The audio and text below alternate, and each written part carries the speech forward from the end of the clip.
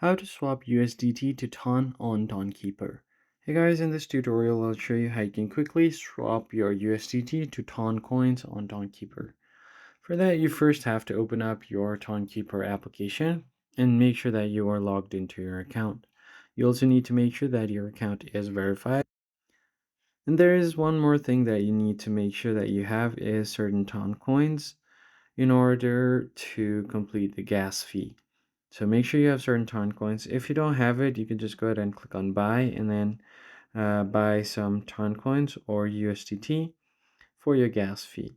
Now, all you have to do is tap on the swap icon right below send on your home screen, and there select your Ton network, and you're gonna have to select Ton and then change it.